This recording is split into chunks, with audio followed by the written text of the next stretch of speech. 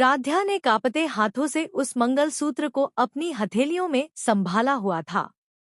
उसकी आंखों में आंसू थे, लेकिन आवाज में अटूट विश्वास साफ झलक रहा था। पूरे घर में गहरी खामोशी छाई हुई थी। हर कोई बस राध्या की तरफ देख रहा था। तभी राध्या धीमी लेकिन मजबूत आवाज में बोली, ये सिर्फ सोने का एक हार नहीं है। ये हमारे रिश्ते का प्रतीक है। हमारी शादी का सबसे पवित्र बंधन है। इसमें सिर्फ धागे और मोती नहीं जुड़े, बल्कि हमारी भावनाएं, हमारा विश्वास और हमारा पूरा जीवन जुड़ा हुआ है। इसलिए हम इसे इस घर में छोड़कर नहीं जा सकते। ये हमेशा हमारे साथ रहेगा। राध्या की बातें सुनकर प्रथम कुछ पल के लिए बिल्कुल शांत हो गया। उसके चेहरे पर पहली बार ऐसा भाव दिखाई दे रहा था जैसे किसी ने उसके दिल को गहराई से छू लिया हो। उसने कभी नहीं सोचा था कि राध्या इस रिश्ते को इतनी गंभीरता और सच्चाई से निभा रही है।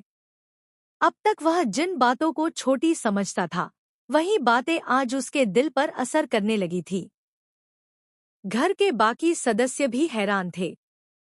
किसी ने भी उम्मीद नहीं की थी कि राध्या इतने प्यार और सम्मान के साथ अपनी बात सबके सामने रखेगी।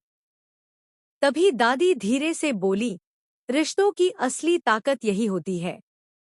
जब इंसान हर मुश्किल में भी अपने रिश्ते का सम्मान करना नहीं छोड़ता। प्रथम की नजरें लगातार राध्या पर टिकी हुई थी।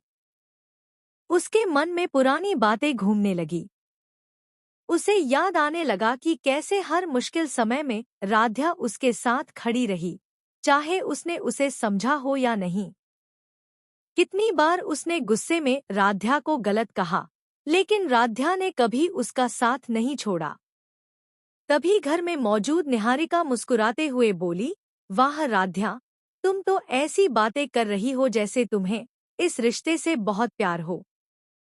लेकिन क्या सिर्फ बातें करने से रिश्ता बच जाता है?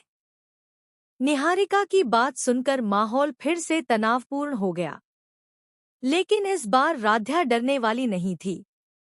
उसने आत्मविश्वास से कहा, रिश्ते सिर्फ शब्दों से नहीं चलते, बल्कि विश्वास और सम्मान से चलते हैं।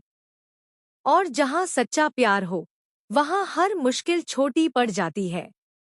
राध्या की यह बात सीधे प्रथम के दिल में उतर गई।